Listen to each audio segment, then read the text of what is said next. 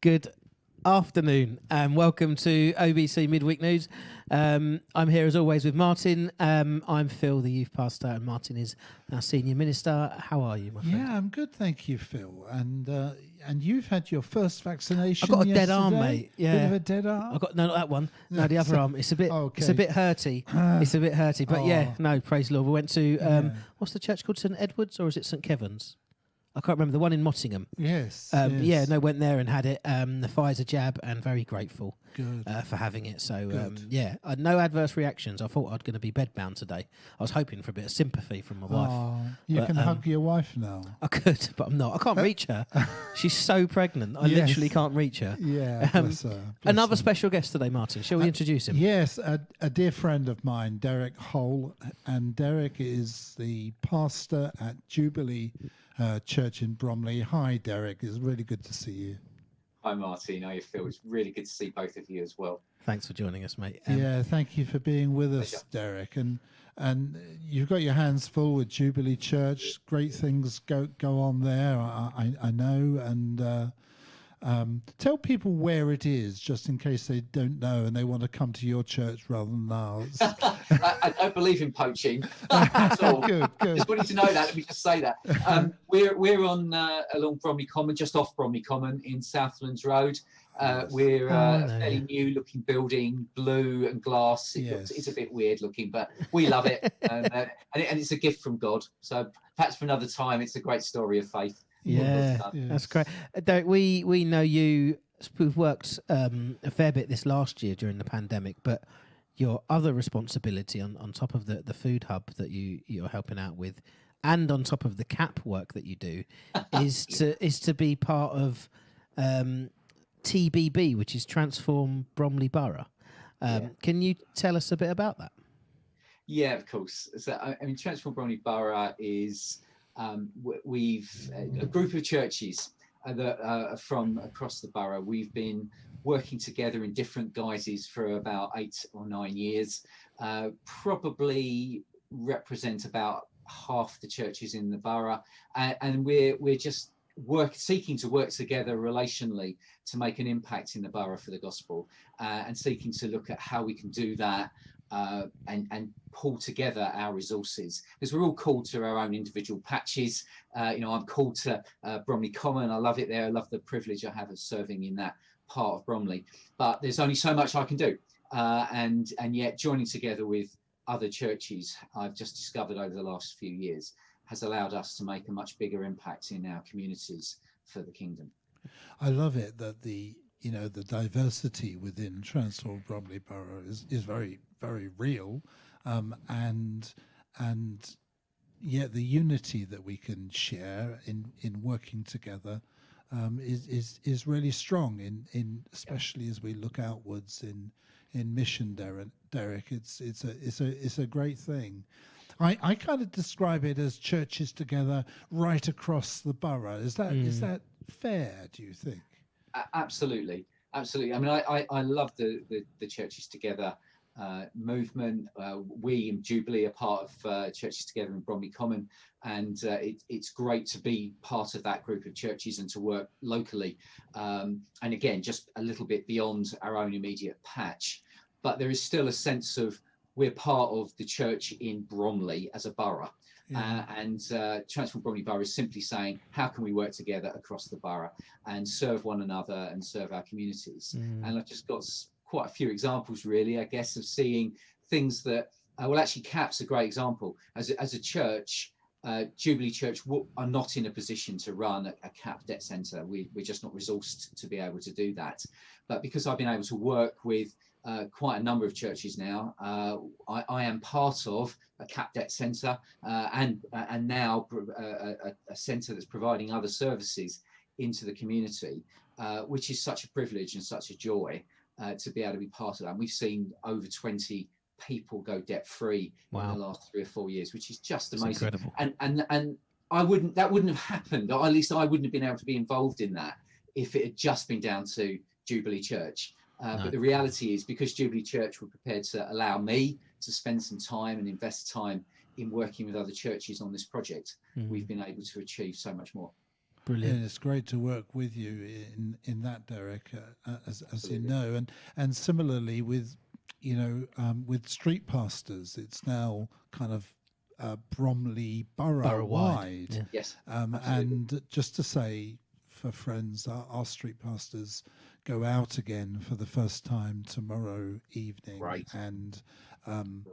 and please pray for them, God's protection, and that God will really use them as well in that lovely ministry that they have of caring and of listening to anyone they come across.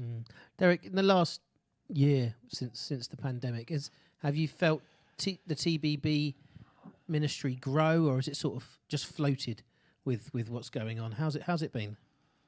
Actually, I have to say, the last year has been such a challenge for so many of us as individuals and as churches, and I don't think any of us have not experienced pain in some way. And yet, at the same time, I really do believe God has been doing some good things quietly, almost behind the scenes. And I think that since that in my own life, personally, in my relationship with God, I see that in the church that I'm part of, and then wider in Transform Bromley Borough.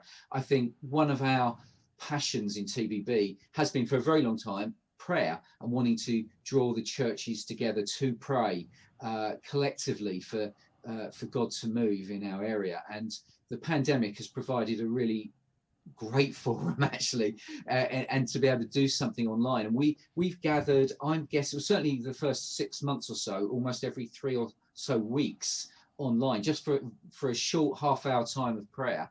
And I think we've continued that through until last week, I think almost on a monthly basis now. And we've been gathering probably about 50 or 60 people. I'm well aware that's not a huge number given the number of people in the borough, but that's 50 or 60 people from somewhere in the region of 30 plus churches that have met, fairly regularly, I'd say every 3-4 weeks over the whole of the year, just to pray and share together. And we've had Baptists, Anglicans, New Church, all taking part and leading, and it's been brilliant. Really brilliant. For me, it's been a joy to be part of that, Derek. It's been fantastic. Yeah, it really has. Yeah. It's it's fun, and just to see the diversity in the church. We all have our preferred styles, but actually the heart is coming before God and praying and calling out to Him and seeking His face, and to be able to do that in different ways. I personally have really enjoyed, and clearly others have too, like yourself, Martin, because you keep coming. We haven't put you off yet. No, that's right. Yeah.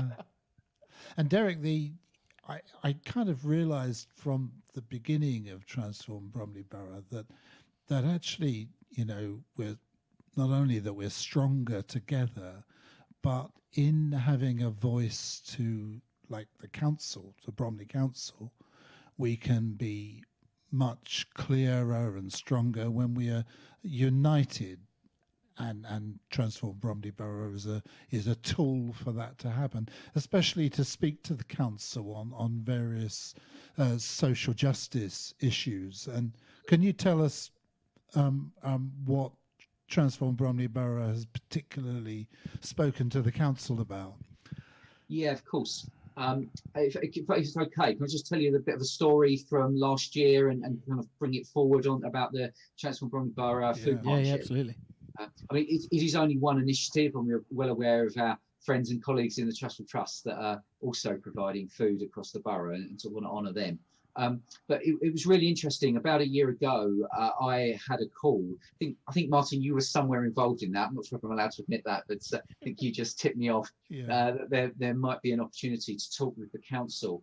And I found myself in a meeting online with representatives from the council, with some friends from the Trustful Trust Food Bank, and myself representing Transform Bromley Borough.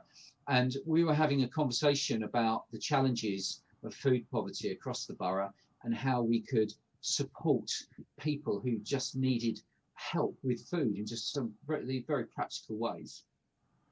And on the call was an organisation, a charity called Fair Share. I think they've changed their name now. I think they're called the Felix Project, but they certainly were Fair Share back then.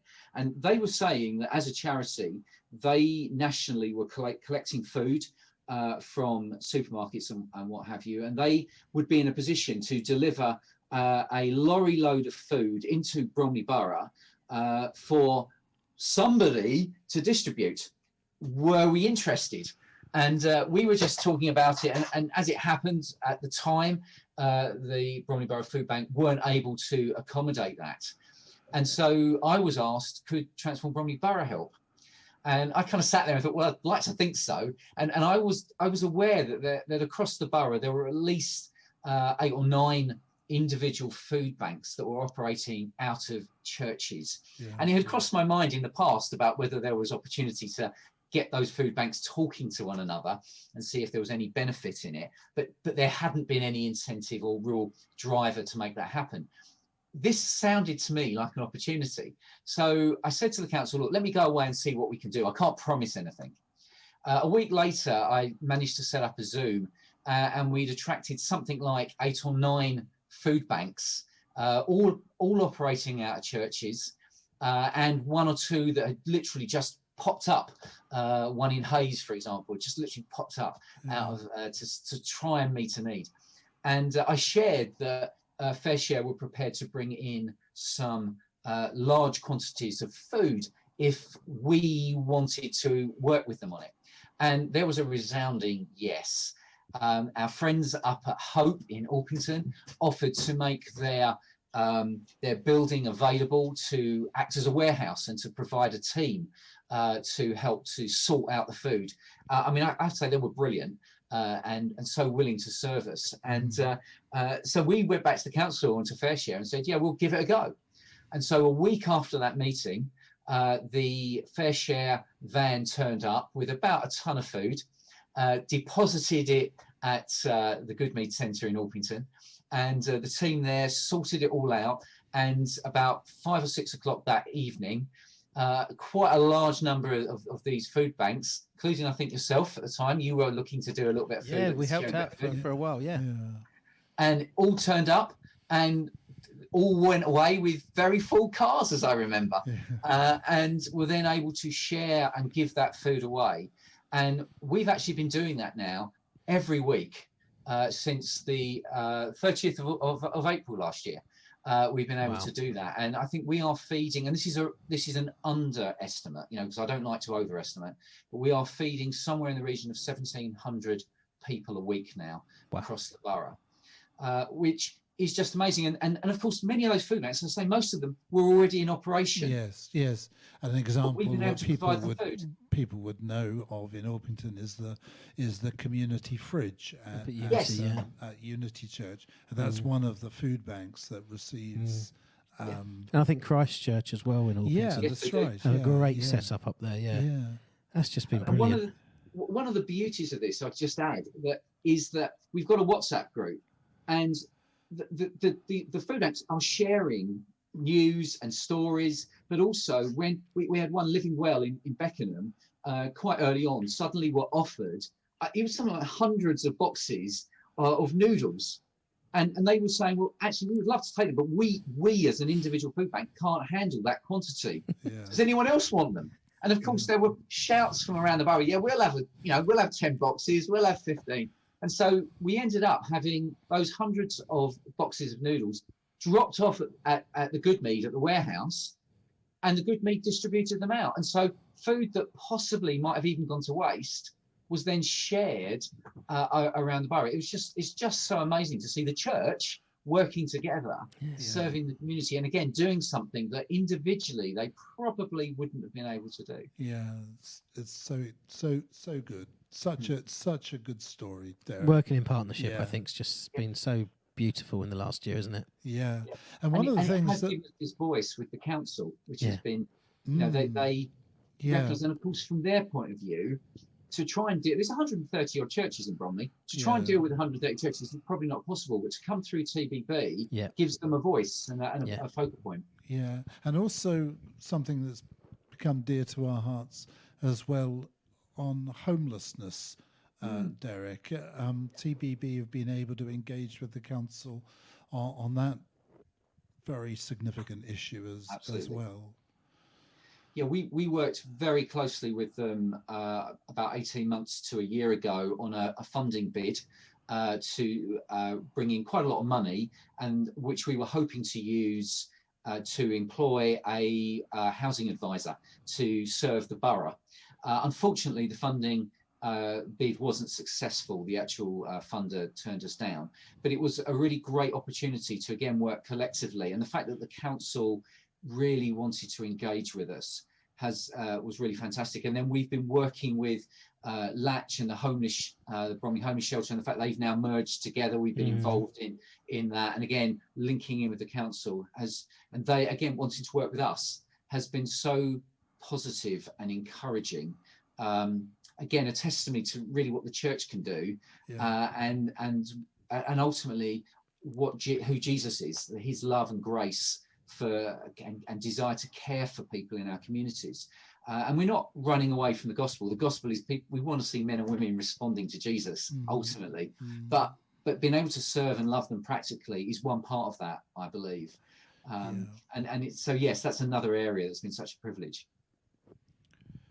Yeah, it's just wonderful to share with other Christians across, Orpington and across the borough. It's always been something really dear to my heart, and I know it's been a passion of yours too, Derek. So, we've mentioned the food hub, homelessness, street pastors, Christians Against Poverty. All of these things are so strengthened by working together in Christian unity and in partnership with one another, and it's so good to celebrate that. Yeah, there is something about having those projects that provide focus, but also one of our emphasis has been to try and work on the basis of our relationships and and building friendships. So none of us are going to agree on everything theologically. We've all got slightly different perspectives,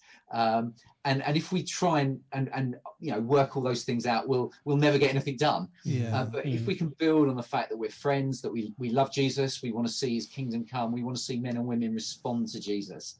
Obviously, I would love to see people come to Jubilee Church. Obviously I do. I'm passionate about the church that I serve locally, but in my heart of hearts, what I really want to see is this borough transformed, and that means men and women going to your church and churches in Annerley and in what you mentioned, St Edward's, Phil, about where you jab. Great church over there. We want to see those churches full, and I long to see that. It's not about my church; it's about the church. The church, And the church, I think. A lot are opening up. We have a few weeks ago, and I hear you have recently as well. And with Pentecost just around the corner, with sort of almost the birth of the church. How have you found this transition from being online to being in person? I've only recently gone back. It's still very early days, and I have to say it's all still very weird coming into a building wearing masks. We don't sing. So it's still a little bit funny, but I have to say, the last 2 or 3 weeks when I've been able to preach from our building to a live congregation has been just brilliant. I've really enjoyed it. It's been a privilege to be back there rather than just talking to a screen, great as though this is. I've really enjoyed it, and I'm looking forward to if we are able to continue in this with the current roadmap. I am looking forward to the point where we can get back it properly in person and we can worship together without restrictions.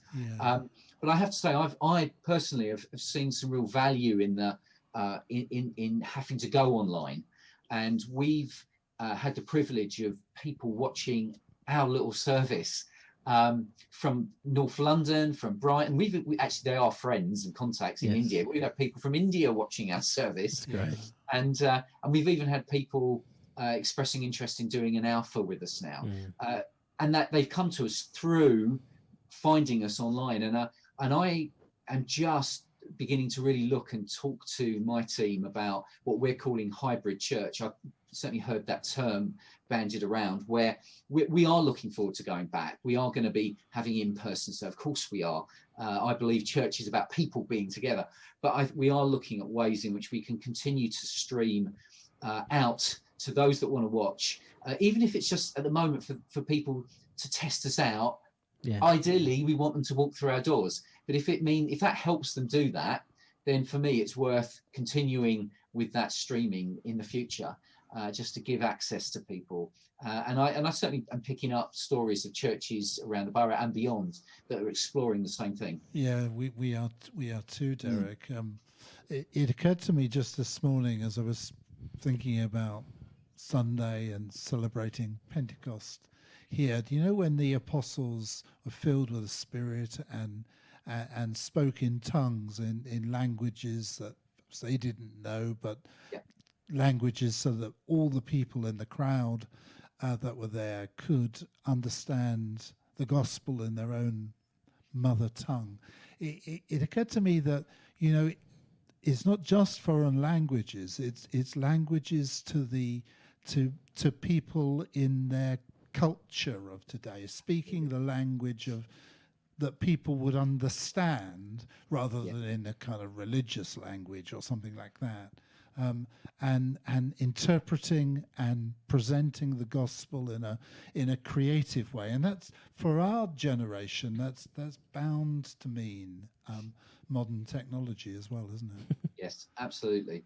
Yeah, I really like that. That's a really helpful way of looking at things. Yes, it's how do we communicate Jesus in real ways, in ways that people can engage, and actually in their own language. Exactly. Hear the wonderful news of who Jesus is. But doing it through acts of love that you've mentioned, through the different connections you've got, is one way of doing it. I do believe without talking, your actions are just that. Yeah, I mean, actually, just one of the things we've been looking at in our own church recently is that whole idea of, in fact, from Acts 2, of it's quite interesting. At the end, Luke does a little summary of what was going on in the church. We're probably all very familiar with it. And as you look at that, almost at the center of, the apostles doing miracles, teaching, the church breaking bread and meeting together. In the middle, there's caring for the poor, selling their goods and caring for the poor. There's that very practical outworking of the gospel. And it's, to me, it's all mixed together. It's not either or. I think there's something. It's both. It's proclaiming, it's talking, it's sharing the gospel, it's inviting people to respond to Jesus, but it's also showing that Jesus really cares and wants us to care for people around us in practical ways. And if that means they need food, it's foolish for us not to. Yeah, absolutely. Derek, it's great to share with you today, and it's even better to have you as a good friend, and to be a partner with you and others across the borough in making a real difference, to be transformative in our borough, and to help people see Jesus in a personal and very real way. Derek Holl from Jubilee Church, one of the leaders of Transform Bromley Borough, bless you, and may you be encouraged in great ways this Pentecost. Amen. Thanks, Derek. Thank you so much. Good to be with you. Take care, my mate. Friend. Bye-bye. Bye-bye.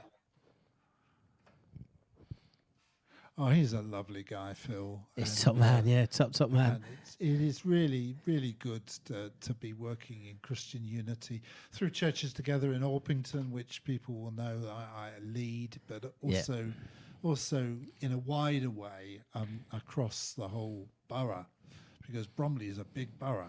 It is a big borough, one of the most populated, actually. Definitely one of the biggest in size as well. Yes, in terms of London. But I do see a change coming about. I think we've spoken about it for a while, haven't we? With this, a few years ago, we had the turning event, and I think these things are slowly turning, aren't they? Yes, they and are. Gathering momentum, and it's just great to be on board that ship as we continue ministry together. Yeah.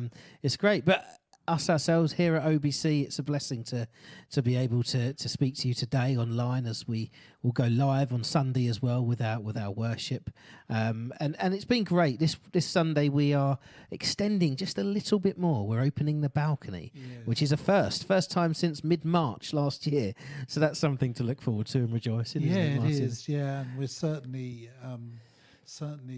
quite a few over 100 books for Sunday now. So it does mean that we do have to use the gallery, the gallery to extend up there, which is great, and we see it as another milestone, really. Yeah, absolutely. But you know, Derek's point about being hybrid church. I'd never heard that. I like it. We're going to use it from now on, are we? Are we going to steal that? It's a good phrase. We are a hybrid church. Well, people, I remember Henry Donald speaking about it in terms of work, you know, people who used to just go into the office every day and now, or traveling around the world, are now developing a sort of hybrid way of working. Yes. And for us, lots of people online still. Yeah, and it's a blessing to reach, and that's great. Everyone and anyone, and actually from online, we've managed to be in touch with people that are now signed up for our Alpha course, which we started last Thursday, and it continues tonight with the theme "Who is Jesus?" And the first session, Martin, it was great to be part of, wasn't it? It was really, really lovely. It was, and people was from all over. From all over, yeah. Somebody from Newbury, somebody from Barking, somebody actually who goes to Holy Trinity Brompton. Sorry, Nicky Gumbel. Yeah. So I hope we're doing all right. But it works. You know, I think what we're finding with Alpha, and it's early days with this course, but I found it with the last one, Alpha Online really works. We don't get to share food with each other. That's the big downside.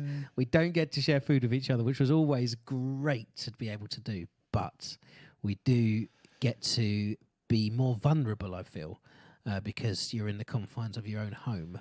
Yes. And there are less barriers to come across. So that's great to be part of, and that will continue towards the summer. As we go on this series of the DNA of a growing church. Yeah, that's right. And can I put a plug in for we've got also something else online, a baptism and membership seminar, a kind of one-off. We've had one for the young people. This is one for adults, the grown-ups kind of thing. Yeah.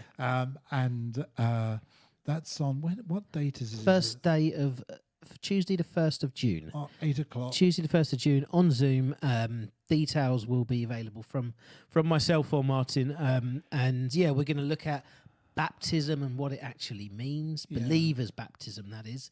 And then following that, a discussion about membership and what it means to belong and become a member of a Baptist church. So the young people's one that I ran last month was great numbers coming along and some real encouragement there, and we already know of some friends here at the church that want to be baptized, which is brilliant, and we're looking forward to that. But we'd love people to know more about it and ask questions. So so please let us know if you want to be part of that. We'd love to share that with you. Because it's interesting, isn't it? Actually, I know of so many people that from this church, and when I speak to you about it, they're not actually members yet.